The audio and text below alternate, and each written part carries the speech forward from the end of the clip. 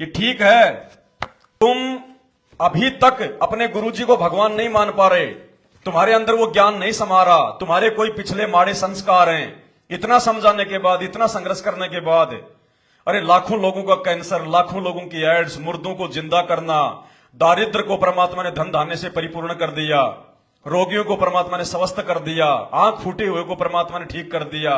कौन कर सकता है ये काम उस कबीर भगवान के अलावा? फिर भी परमात्मा कहते हैं, यदि आप इस कागज की फोटो को ही भगवान मान रहे हो, इसी को परमात्मा मान रहे हो, आप अपने गुरुजी को परमात्मा नहीं मान पा रहे,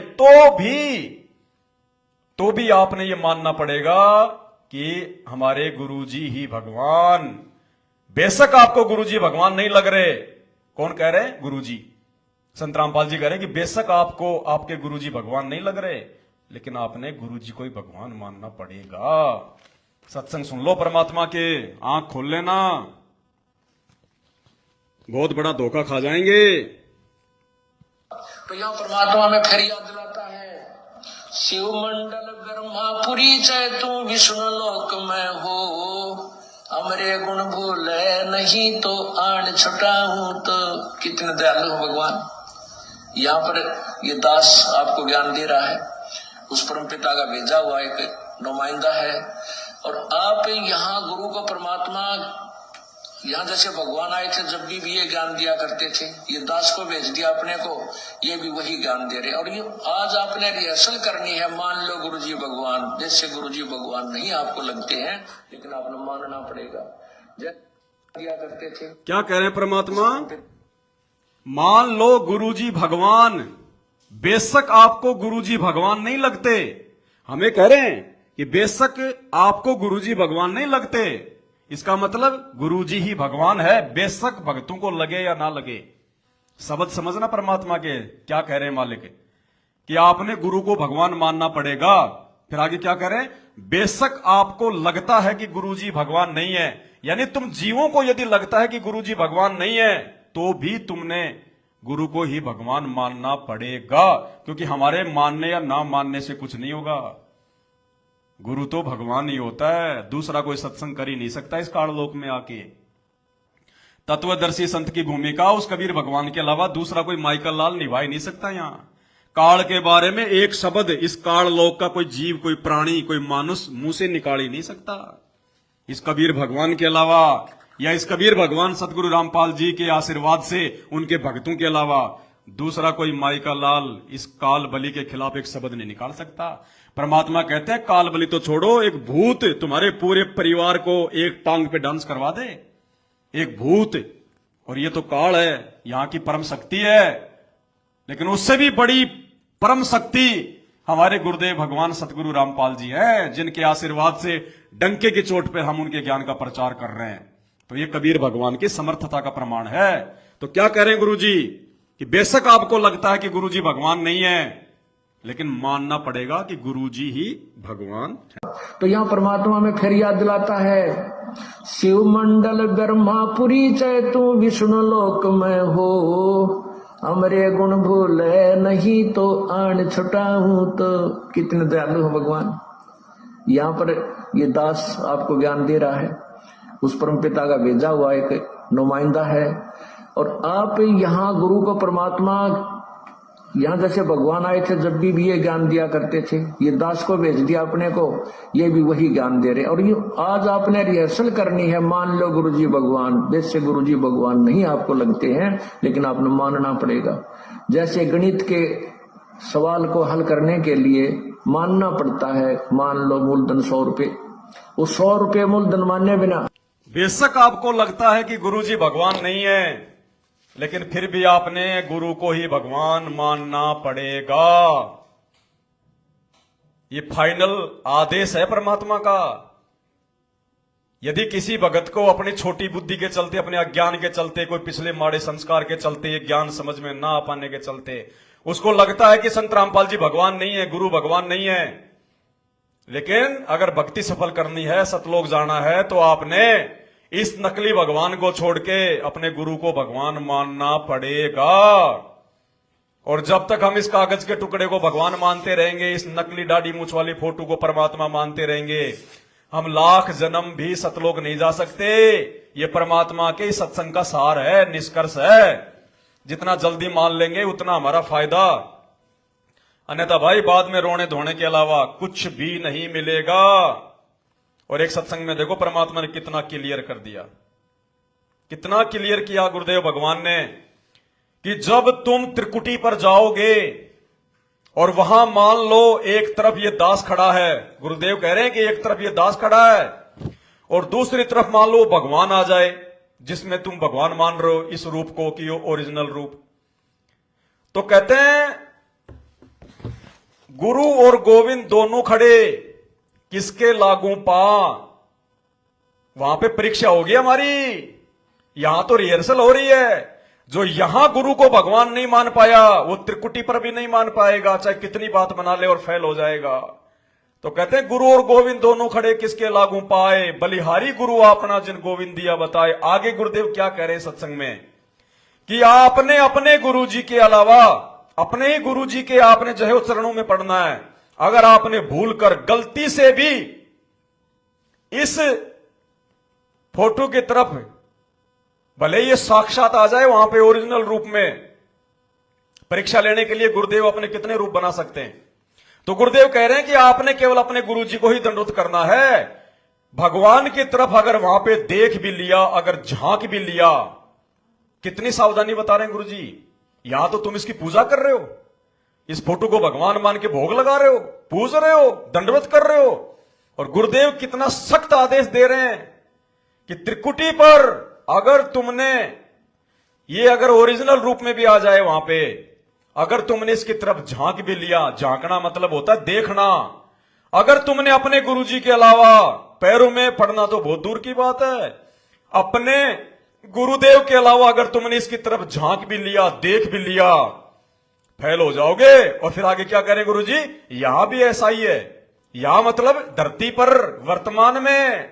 तो भाई फिर क्यों दरबार में फोटो रख रहे हो जब इसकी तरफ देखना भी नहीं है और यहां भी देखना ही नहीं है। क्या कह रहे हैं गुरुदेव कि वहां तुमने इसकी तरफ देखना भी नहीं, अगर देख भी लिया तो काम बिगड़ जाएगा। और यहां भी ऐसा ही है, यहां मतलब वर्तमान समय में, और तुम इस फोटो को दरबार में रख के पूज रहे हो, दंडवत कर रहे हो। बुद्धि भ्रष्ट हो चुकी है। परमात्मा के सत्संग समझो। क्या कह रहे हैं ध्यान से सुनो।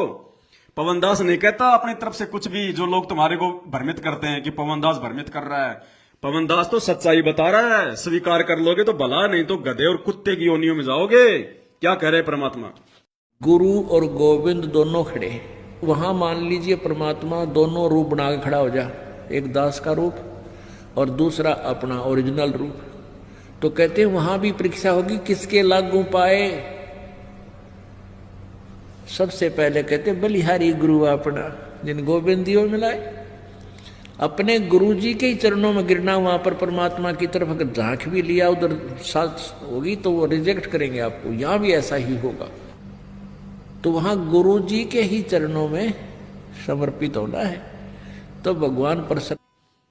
कितना स्पष्ट कर दिया सतगुरु रामपाल जी भगवान ने, फिर भी मूर्ख लोग इसी को पूज रहे। अरे गुरुदेव ने मना कर दिया कि इसकी तरफ तो देखना भी नहीं है, इसकी तरफ तो झांकना भी नहीं है। ये तो फोटो की बात छोड़ो, अगर ये अपने ओरिजिनल रूप में आ जाए और खड़ा हो जाए वहां पे तुम्हारे गुरुजी के बराबर में, तो गुरुजी कहते हैं इसकी तरफ देखना भी नहीं है, झांकना भी नहीं है। और यहां भी ऐसा ही है, और यहां तुम इसकी पूजा कर रहे हो, दरबार में रख के दंडवत कर रहे हो और गले में लॉकेट में डाल के फिर रहे हो। ये वैश्या भक्ति कर रहे हो तुम, वैश्या भक्ति, व्यभिचारिणी भक्ति, बड़वों की भक्ति है, बड़वों की भक्ति। बड़वा उसको कहते हैं जो अपनी पत्नी के अलावा किसी और के साथ भी संपर्क करे। अरे हमारा पति ये, और इसके अलावा हम औरों से संपर्क कर रहे हैं, औरों को भगवान मान रहे हैं, इसको बड़वा भक्ति कहते हैं। स्पष्ट कर दिया गुरुदेव ने कि त्रिकुटी पर एक तरफ तो ये दास खड़ा है और एक तरफ अगर वो कबीर भगवान अपने ओरिजिनल रूप में आके खड़ा हो जाए तो आपने अपने गुरुजी को ही दंडवत करना है। इसकी तरफ अगर झांक भी लिया, अगर देख भी लिया तो काम बिगड़ जाएगा। और यहां भी ऐसा ही है। ऑडियो दोबारा सुनाऊंगा, ध्यान से सुनना वीडियो। गुरुदेव लास्ट में कह रहे हैं कि यहां भी ऐसा ही है, अर्थात यहां भी इसकी तरफ देखना नहीं है, दंडवत नहीं करना, पूजना नहीं, भगवान नहीं मानना। और आज ये लाखों की संगत क्या कर रही है, और साथ संगत वाले क्या कर रहे हैं। इसलिए परमात्मा पल पल साथ संगत वालों के साथ में है, उनके घरों पे विराजमान है परमात्मा। काल उनका बाल बाका नहीं कर सकता, और तुम आए दिन मर रहे हो अकाल मौत इस डाडी मूछ वाले को भगवान मान के। ध्यान से सुनो क्या कह रहे हैं। गुरु और गोविंद दोनों खड़े, वहां मान लीजिए परमात्मा दोनों रूप बना के खड़ा हो जा, एक दास का रूप और दूसरा अपना ओरिजिनल रूप। तो कहते हैं वहां भी परीक्षा होगी, किसके लागू पाए। सबसे पहले कहते बलिहारी गुरु अपना, जिन गोविंदियों मिलाए। अपने गुरु जी के ही चरणों में गिरना, वहां पर परमात्मा की तरफ अगर झांक भी लिया उधर साथ होगी तो वो रिजेक्ट करेंगे आपको। यहां भी ऐसा ही होगा, तो वहां गुरु जी के ही चरणों में समर्पित होना है, तो भगवान प्रसन्न। भाई जब हमने त्रिकुटी पर इसकी तरफ देखना ही नहीं है, झांकना ही नहीं है, तो त्रिकुटी पर हम इसकी तरफ कब नहीं देखेंगे, कब नहीं झांकेंगे। जब इस पृथ्वी पर वर्तमान में हमारी जो रिहर्सल हो रही है, जो गुरुजी रिहर्सल करवा रहे हैं, जब वर्तमान में हम इसकी तरफ नहीं देखेंगे, हम इसको भगवान नहीं मानेंगे, हम इसको दंडवत नहीं करेंगे, हम इसको अपने दरबार में नहीं रखेंगे, अपने घर पर नहीं रखेंगे, तभी तो हम त्रिकुटी पर इसको भगवान नहीं मानेंगे। और यहां पूछते रहेंगे तो त्रिकुटी पर तो हम भूल ही नहीं सकते इसको। इसलिए भाई और बहनों, सतगुरु रामपाल जी भगवान ने स्पष्ट रूप से रिजेक्ट कर दिया है, और इनको परमात्मा मानना पड़ेगा, इनको भगवान मानना पड़ेगा, इसको कैंसिल करना पड़ेगा। एक म्यान में दो तलवार नहीं समा सकती। अपनी बनी बनाई भक्ति का सत्यानाश कर लोगे, इस प्राइम टाइम में बहुत बड़ा धोखा खा जाओगे। इतने स्पष्ट शब्दों में संत रामपाल जी ने अपने सत्संगों में कह रखा है, और फिर भी हम लोग उस मैनेजमेंट के पीछे अंधे होके चल रहे हैं। भाई और बहनों, बहुत बड़ा धोखा खाओगे, रिजेक्ट कर दो। ये सतगुरु रामपाल जी भगवान के वचन सुना रहा हूं तुम्हें। इस पवन दास के वीडियो अगर हिम्मत करके देखना शुरू कर दिया, 2 4 5 वीडियो अगर हिम्मत करके देख लिए, उसके बाद में ऐसा रस आने लग जाएगा। तुम यूट्यूब पे जा जाके, फेसबुक पे जा जाके सर्च करोगे पवन दास इज लाइव, सात संगति with Pawan Das is live, और देखना तुम्हारे अंदर परमात्मा इतनी सद्बुद्धि भर देगा, इतना विवेक भर देगा, तुम झांकोगे भी नहीं। ये मैनेजमेंट वाले तुम्हारे को अपने ज्ञान से शत्रु नजर आएंगे कि इन गधों ने हमारी भक्ति बर्बाद करवा दी। गुरुदेव की गैर हाजिरी में हमारे से दान धर्म ले लेके, जगत वालों के लिए स्टेडियम बना बना के, उल्टे सीधे कुकर्म कर और करवा के हमारी भक्ति का सत्यानाश कर दिया। फिर तुम रोगे, तुम्हारे को पुराने दिन याद आएंगे कि हमने पहले क्यों नहीं देखे इस पवन दास के वीडियो, हमने पहले क्यों नहीं देखे। हमारे समझ में आ जाती, हमारी मर्यादा बसती, हमारी भक्ति बसती। इतने स्पष्ट शब्दों में गुरुदेव ने भगवान ने समझा रखा है, फिर भी हमारी आंखें नहीं खुल रही। और एक नहीं, सैकड़ों हजारों ऐसे प्रमाण है परमात्मा के मुख कमल से, हजारों ऐसे प्रमाण। आगे देखो क्या कह रहे हैं गुरुजी, आगे स्पष्ट कह रहे हैं परमात्मा इसी फोटो के बारे में, जिस फोटो को अज्ञानता में ये संगत भगवान मान के बैठी है। अज्ञानता में जो संगत है इस फोटो को भगवान मान के बैठी है, कबीर मान के बैठी है कि ये भगवान, ये परमात्मा। और संत रामपाल जी भगवान अपने सत्संग में क्या कह रहे हैं कि उस प्रभु का चित्र ऐसा नहीं है जो हम देख रहे हैं, जो हम फोटो में देख रहे हैं। वो तो ना जाने कौन सा रूप बना के आ जाए, कितने रूप बना ले वो परमात्मा, क्योंकि आज संत रामपाल जी के रूप में वो कबीर भगवान आ चुका है। आप और हम अंधों की आंखें खोलने के लिए गुरुदेव कह रहे हैं कि प्रभु का ऐसा चित्र नहीं है जो हम देखते हैं, उस प्रभु का, उस भगवान का, उस कबीर का ऐसा रूप नहीं है जो हम देखते हैं। कौन सा रूप? ये वाला रूप। क्या कह रहे हैं, ध्यान से सुनिए, आंख खोलो भाई और बहनों, सुनिए। पुण्यात्मा, अब तो ये दास बैठा है, यदि यहाँ परमात्मा इसी मानव शरीर तो है ही उनका, क्योंकि बनारस में 120 वर्ष रहे, और अब भी वो आ जाते। सुनो, जो हम चित्र देखते हैं प्रभु का, ऐसा चित्र नहीं है, वो तो ना जाने कितने स्वरूप है। क्या कह रहे हैं गुरुदेव? गुरुदेव कह रहे हैं जो हम चित्र देख रहे हैं परमात्मा का, ऐसा रूप नहीं है, वो तो ना जाने कितने रूप बना लेते हैं। आज आ गए उस रूप में। ध्यान से सुनो इस ऑडियो को, आंखें खोल लो। और इस फोटो को अपने घर से, अपने दरबार से बाहर कर दो, वरना काल तुम्हारे घर से बाहर नहीं निकलेगा। जब तक ये फोटो तुम्हारे घर से नहीं निकलेगी, काल तुम्हारे घर में समाया रहेगा। तो स्पष्ट कह रहे हैं गुरुदेव कि भगवान का ऐसा रूप नहीं है जो हम चित्र में देख रहे हैं। ध्यान से सुनिए। होंगे अपने आत्माओं, अब तो ये दास बैठा है, यदि यहां परमात्मा इसी मानव शरीर तो है ही उनका, क्योंकि बनारस में 120 वर्ष रहे, और अब भी वो आ जाते।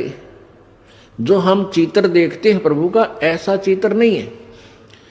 वो तो ना जाने कितने स्वरूप हैं उस मालिक के, वो किसी भी रूप में आकर के अपना ज्ञान बताता है, अपनी प्यारी आत्माओं को अपने चरणों में लगा के भक्ति करवा के सतलोक ले जाता है।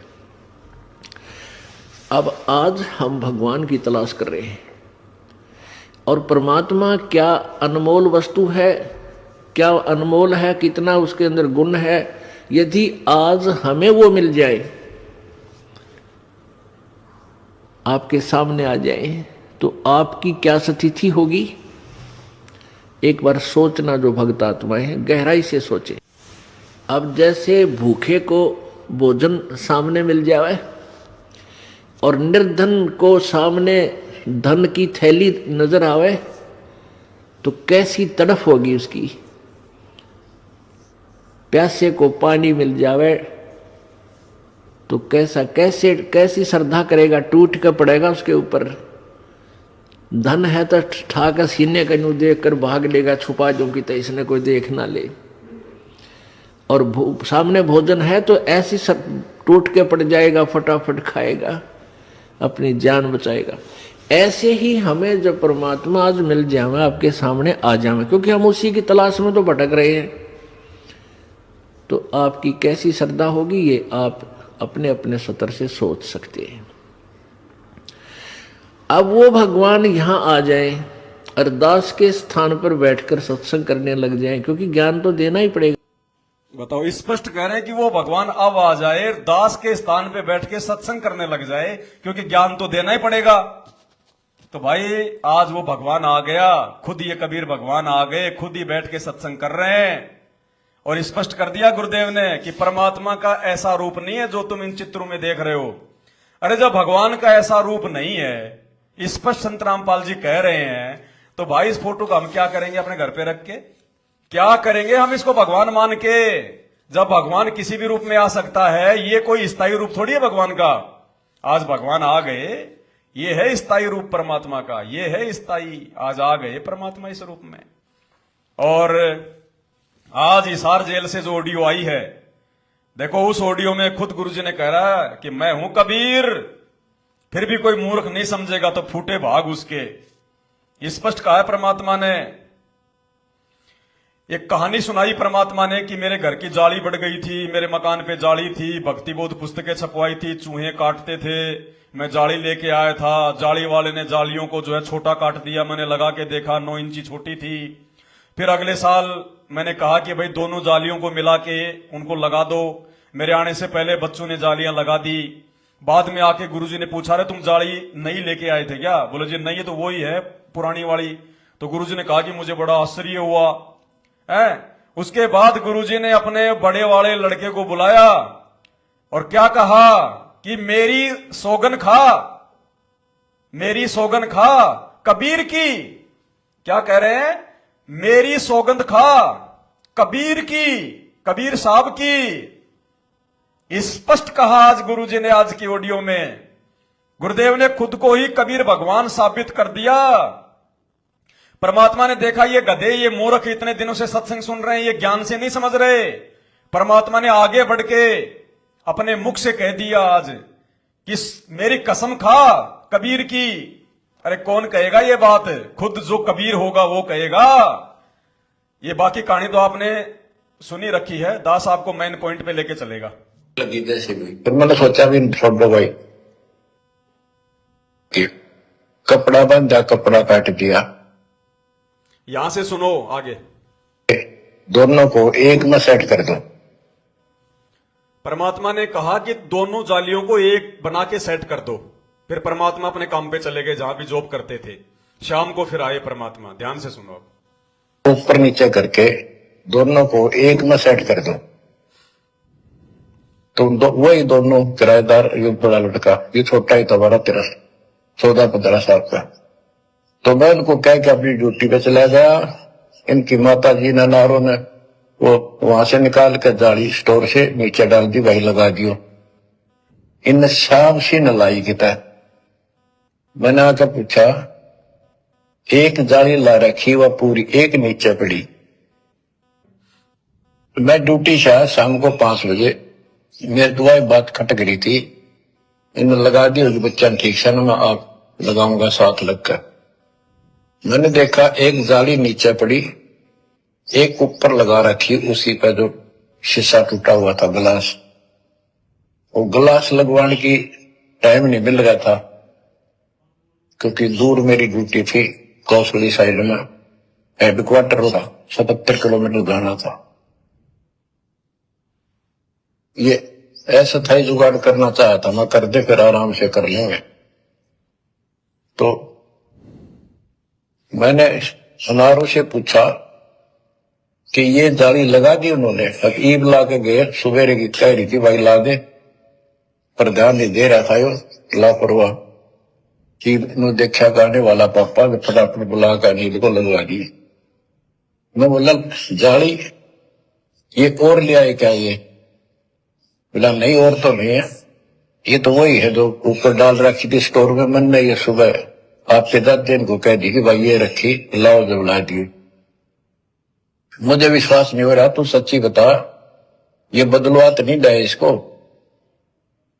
और बोली बदलवा की थी तो लाई मुश्किल तो है, बदलवा का कित सही हो। मैं हैरान, मेरा विश्वास नहीं हो रहा। एक पूरी हो ही नहीं सकती, पूरी होकर के भी 6-7 इंच नौ लटकरी बराबर में मुड़ के 9 इंच वो बड़ी और 6 इंच और एक्स्ट्रा उसी साइड में। दूसरी देखी, दूसरी भी गए। फिर इसने डायमंड ढूंढ गया, बड़े लोग खेल रहा था कितना। मैं बोला तू ये बता, ये जाली बदलवा के लाया है कि वही है? वही है, मेरी मां ने उतार के यहाँ डाल रखी थी, हमने ला दी। मैं मेरी कसम खा कबीर साहब की कसम खा।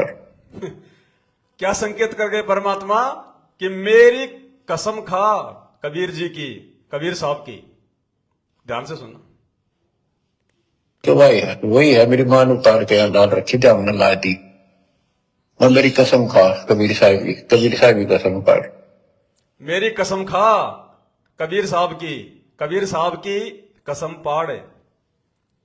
स्पष्ट संकेत कर दिया परमात्मा ने। अब भी अगर कोई मूर्ख इस कबीर परमात्मा सतगुरु रामपाल जी भगवान के रहते सहते अगर इस नकली कागज के कबीर को भगवान मान के पूजेगा, अपने दरबार में रखेगा, इसके आगे दंडोत करेगा, भाई वो 2 नाव की सवारी में है और उसके साथ में बहुत भयंकर बनेगी आगे जाके, बहुत भयंकर। मोक्ष तो बहुत दूर की बात है, बहुत भयंकर। और सुन लो, बार बार सुन लो, गुरुदेव अपने बड़े लड़के से क्या कहा कि मेरी कसम खा कबीर जी की, कबीर साहब की। स्पष्ट कह दिया परमात्मा ने। कबीर कौन है वर्तमान में? कबीर 2 नहीं हो सकते, कबीर 3 नहीं हो सकते, कबीर एक ही है। एक ही पुरुष है पूरी पृथ्वी पर, पूरे संसार में, पूरी सृष्टि में, पूरी कायनात में। क्या कह रहे हैं? डाल रखी थी, हमने ला दी।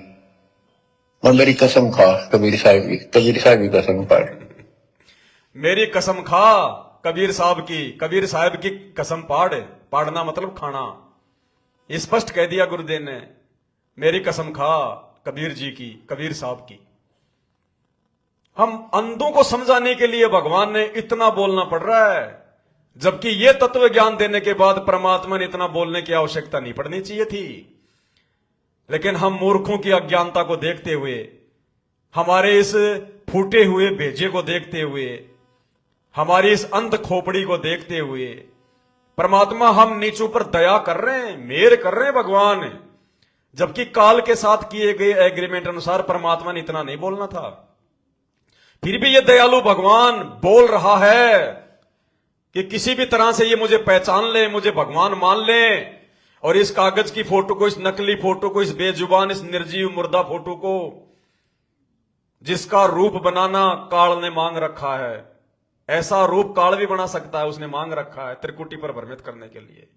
इस फोटो को भगवान ना मान के गुरुदेव चाहते हैं कि मुझे परमात्मा मान ले, कबीर जी मान ले, और जल्द से जल्द मेरा मिशन समाप्त होने से पहले पहले ये पतिव्रता धर्म पे आ जाएं, अपने गुरु को ही अपना बाप बना लें, अन्यथा भाई उसके बाद कुछ भी लेना देना नहीं है। जब कल को महाविनाश आएगा, प्राकृतिक आपदाएं आएंगी, भूकंप आएंगे, अकाल पड़ेगा, सूखा पड़ेगा, युद्ध होंगे, और उस समय ये ब्रह्मा विष्णु महेश 33 करोड़ देवी देवता संत महात्मा मंडलेश्वर सब के सब फैल हो जाएंगे, छोड़ छोड़ मैदान भाग जाएंगे। उस समय धरती पर लोगों को अपनी जान बचाने का एकमात्र माध्यम संत रामपाल जी दिखेगा। अरे उस विनाशकारी समय में अपनी जान बचाने के लिए दुनिया तो गधे को भी भगवान बना लेगी, ये तो है ही भगवान।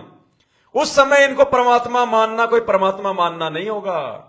आज उनके जेल में रहते सहते जो ज्ञान को आधार बनाकर इनको परमात्मा मानेगा, वो इनके हीरे मोती लाल है। वो है वो आत्माएं जिनके लिए परमात्मा कहते हैं गोता मारो स्वर्ग में जा बैठो पाताल, गरीबदास ढूंढता फिर वो अपने हीरे मोती लाल।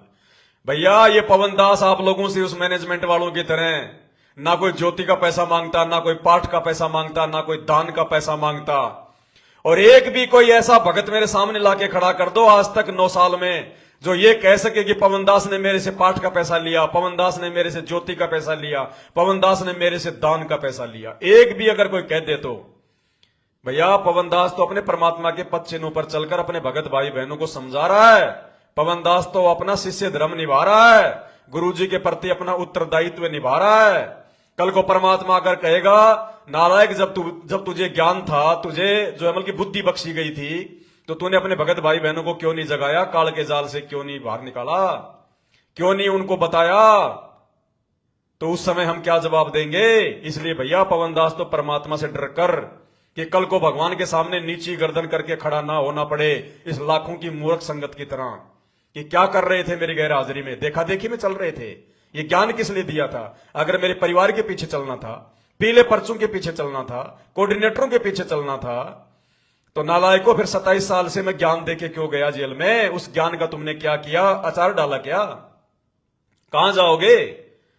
उसके बाद में मानते रहना, बाद में तो लूले लंगड़े काणे गूंगे बहरे हैं सभी इनको भगवान मानेंगे, क्योंकि इनके अलावा धरती पर कोई ठोर ठिकाना दुनिया को दिखाई नहीं देगा। तो मुसीबत में तो आदमी गधे को भी बाप बना लेता है, ये तो है ही साक्षात बाप। तो उस समय इनको परमात्मा मानना, इनको भगवान कहना, उससे मोक्ष नहीं होगा। आज हिसार जेल में रहते सहते इन विषम परिस्थितियों में जो अडिग रहेगा, काल के तोड़ने से भी जो नहीं टूटेगा, अपने गुरु जी पर दृढ़ विश्वास रखेगा, उस आत्मा को परमात्मा सतलोक की टिकट देगा। ये बात बात पर बीजेपी को वोट देने वाले, कांग्रेस को वोट देने वाले, रक्तदान दे दान करने वाले, आरक्षणों में जा जाके भीख मांगने वाले, अरे हमें सतलोक में आरक्षण चाहिए, यहां का 5% आरक्षण लेके हमारे को जो है गधा बनना है क्या? ये तुम कैसे सतलोक जाओगे मेरे भाई? परमात्मा को नाराज करके। और परमात्मा को नाराज करने का एक ही कारण है, उनकी मर्यादा तोड़ के भक्ति करना। कितनी भक्ति कर लेना, मटके में ऊपर से पानी डालो, नीचे से छेद कर रखा, कितना पानी डाल लो तो निकलता रहेगा। तो भैया सात संगतियों में भगवान है, सात संगत वालों के साथ में परमात्मा है। इतना ज्ञान को आधार बनाना पड़ेगा, इतनी हिम्मत अपने अंदर लेके आनी पड़ेगी। ये चापलूसी करने की आदत है, ये तलवे चाटने की आदत है। अरे 3 युगों से तो नकली धर्मगुरुओं के, पंडितों के, हमारे बुजुर्ग, हमारे बाप दादे, हमारे परदादे अज्ञानता में उनके जो है वो तलवे चाट रहे थे। और अब इस मार्ग में, इस भगवान के ज्ञान देने के बाद उनके परिवार वाले नकली धर्मगुरु बन गए। ये नकली पंडित हैं, ये हैं वो राक्षस, वो सतयुग के राक्षस ये हैं वो। अब तुम इनके तलवे चाटने लग गए, फिर भगवान के ज्ञान का क्या किया तुमने? अरे क्यों फिर संत रामपाल जी ने 28 साल से दिन रात एक किया, ये सत्संग कर करके दुनिया से दुश्मनी मोल क्यों ली? एक भगत जी कह रहे हैं पवन जी हम आपके साथ में। नहीं भगत जी, ये गलती ना करना बिल्कुल भी। पवन दास का साथ दोगे तो धोखा खाओगे। पवन दास का साथ नहीं, परमात्मा का साथ चुनो। मैं तो खुद अपने भगवान के आश्रित हूं, अपने भगवान के भरोसे हूं। पवन दास तो 2 कोटि का जीव है आपकी तरह। पवन दास नहीं, भगवान का साथ चाहिए हमारे को, भगवान का साथ, सतगुरु रामपाल जी परमात्मा का, पवन दास का नहीं। पवन दास की ड्यूटी ना जाने कब तक है, मैं भी तो जीव हूं, क्या पता मेरा कोई माड़ा संस्कार आ जाए, मेरा भी पैर इस भक्ति से नीचे फिसल जाए, तो मेरे को आधार बना के चलोगे तो मेरे साथ में तुम भी गिरोगे। और यदि ये सोचकर चलोगे कि इस पवन दास को, इस कुत्ते को अल्लाह मेहरबान तो गधा पहलवान, इस पवन दास को तो मेरे गुरुदेव भगवान सतगुरु रामपाल जी भगवान ने हम आत्माओं को हिम्मत देने के लिए, दृढ़ता देने के लिए, अपने गुरु जी के ऊपर विश्वास बढ़ाने के लिए खड़ा कर रखा है। ये तो 2 कोटि का हमारे जैसा जीव है, इसकी क्या औकात है। ये सोचकर चलोगे तो भक्ति मार्ग पर सफल होगे। अगर पवन दास को बहुत बड़ा मानोगे तो भाई जैसे मैनेजमेंट को बड़ा मानने के चलते आज उसने भक्तों का जो है गधा बना रखा है, ये हाल होगा फिर। किसी भगत के पीछे नहीं, ये गलती बिल्कुल मत कर देना, भूल के मत कर देना। इस पवन दास को परमात्मा ने बहुत सोच समझ के खड़ा किया है। मुझे अगर ये राजनीति करनी होती, मुझे अगर ये कुकर्म करने होते, मर्यादा तोड़ के अपनी मनमानियां करनी होती, तो परमात्मा 8-9 साल से इस पवन दास को आशीर्वाद देके संगत में खड़ा नहीं रखता। कितना तोड़ने का प्रयास किया हमारे को, साथ संगतियों को कितना तोड़ने का प्रयास किया गया। काल ने कितने अपने एजेंट भेजे, लोग आंधी की तरह आए, तूफान की तरह भाग गए, मेरे घुटने के पास में बैठ जाते, मेरे साथ में बैठ के शब्द गाते, बहुत अच्छे भगत दिखाई देते। और जब परमात्मा थोड़ा सा परमात्मा जमल की झटका मारता है तो मालूम चल जाता है कि ये खाली हलवा चाटने आते थे साथ संगतियों में, खाली हलवा चाटने, मान बढ़ाई के लिए। आज वो जाके गधे की सवारी पे बैठ गए। भगवान ने तो साथ संगति में हाथी की सवारी पे बैठा रखा है। इस हाथी की सवारी से जो नीचे गिरेगा और मैनेजमेंट रूपी सतलोक आश्रम, मैनेजमेंट रूपी गधे की सवारी पे बैठेगा, वो जिंदगी में अपनी मंजिल को प्राप्त नहीं करेगा। भाई और बहनों, कहने को बहुत कुछ है, बहुत सारे वीडियो हैं, अभी भी 8-10 वीडियो ऐसे हैं जो आपको सुनाने बहुत ही ज्यादा कंपलसरी थे ताकि आपका विश्वास और बढ़े, लेकिन समय का अभाव है, मोबाइल की बैटरी भी जा रही है, तो आज केवल परमात्मा इतना ही बहुत है। मालिक से अरदास करेंगे फिर परमात्मा हमें समय दे। डरने की जरूरत नहीं है भाई और बहनों, घबराने की जरूरत नहीं है। आप किसी के चमचे नहीं हो, आप किसी के गुलाम नहीं हो। अगर आप किसी के गुलाम हो तो संत रामपाल जी भगवान के गुलाम हो, आप अपने गुरुदेव भगवान के गुलाम हो। इस आत्मा और परमात्मा के बीच में कोई एजेंट नहीं होता। अरे गुरुजी ने आपको नाम दिया, गुरुजी ने आपको ज्ञान दिया, गुरुजी आपके साथ रहेंगे, गुरुजी आपको सतलोक लेकर जाएंगे। आपने हर डिमांड अपने गुरुजी से करनी है। अरे बीच में फिर ये कौन आ गई, ये दलाल कौन आ गए, ये मैनेजमेंट, ये सतलोक आश्रम मैनेजमेंट, ये कोऑर्डिनेटर कौन है, ये है वो परमात्मा है। वो बेटा बेटी पैदा करने के लिए नहीं आया। वो सतलोक का राजा सतलोक को छोड़ के गंदे लोक में शादी करके बच्चे पैदा करने के लिए आया होगा क्या?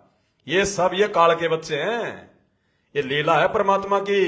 जैसे गरीबदास जी भी एक जाट परिवार में आए, उन्होंने भी शादी करवाई, 6 बच्चे हुए, और अंत में साबित हुआ कि खुद ही वो कबीर भगवान था। वो सेम लीला सतगुरु रामपाल जी भगवान कर रहे हैं। अरे ये बेटा बेटी तो काल के हैं। संत रामपाल जी के असली बेटा बेटी वो हैं जो उनकी मर्यादा में रह के जो भक्ति कर रहे हैं, वो है उनके असली बेटा बेटी। उनके शरीर का कोई बेटा बेटी नहीं है, वो सब काल है। इन बातों को अगर समझ जाओगे तो भक्ति बनेगी। अगर बेटा बेटी के पैर पकड़ के सतलोक जाने की सोचोगे, लाख जन्म में नहीं जाओगे। ये ज्ञान मार्ग है। परमात्मा ने अक्षर ज्ञान, ये शिक्षा, ये इतने शास्त्र, ये फालतू में नहीं दिखाए। 4 युगों से परमात्मा ने इस समय का इंतजार किया। इस समय का इंतजार हमें ज्ञान आधारी बनाने के लिए। हम अपने भगवान के चमचे हैं, अपने भगवान के दास हैं, अपने भगवान के गुलाम हैं। हमने नाम दीक्षा के समय भगवान के उस कलयुगी परिवार की चापलूसी करने का फार्म नहीं भरा। नहीं, वो तो काल एजेंट है, उनसे हमारा क्या रिश्ता। परमात्मा का वो है जो उनके वचन पर चलेगा, जो ज्ञान को आधार बना के चलेगा, जो गुरु को अपना बाप मानेगा। बाकी भाई और बहनों, इसी तरह की वीडियो कई हजारों की संख्या में पिछले 8-9 वर्षों से भाई बहनों को जगाने के लिए परमात्मा ने दास को निमित्त बना के बनवाए हैं। आप साथ संगति पर दास का जो फेसबुक पेज है पवन दास इज लाइव, आप जाइए, देखिएगा, अपने आप को हिम्मत दो, अपने आप को ज्ञान आधार से मजबूत करो और परमात्मा को पहचानो। उस कागज वाली नकली फोटो को अपने घर से बाहर निकालो भाई और बहनों। इस फोटो को बाहर निकाल दो जितना जल्दी हो सके उतना, और साथ संगति से जुड़ जाओ। 2024 शुरू हो चुका है। अब आगे आगे परिस्थितियां बिगड़ेंगी, दुनिया में शांति का नामो निशान नहीं रहेगा। अब दिन प्रतिदिन परिस्थितियां बिगड़ती ही जाएंगी और एक समय ऐसा आएगा, यदि आप आज मर्यादा में नहीं रहोगे, गुरु को भगवान नहीं मानोगे, यदि परमात्मा का आशीर्वाद आप पे नहीं रहा, तो उन विकट परिस्थितियों में, उन प्राकृतिक आपदाओं में जो आंखों के सामने होंगी, भूकंप, बाढ़, सूखा, अकाल, युद्ध, महामारियां, उस समय आप लोग कमजोर पड़ जाओगे, हिम्मत नहीं बचेगी, मर्यादा तोड़ डालोगे और काल का दाव लग जाएगा।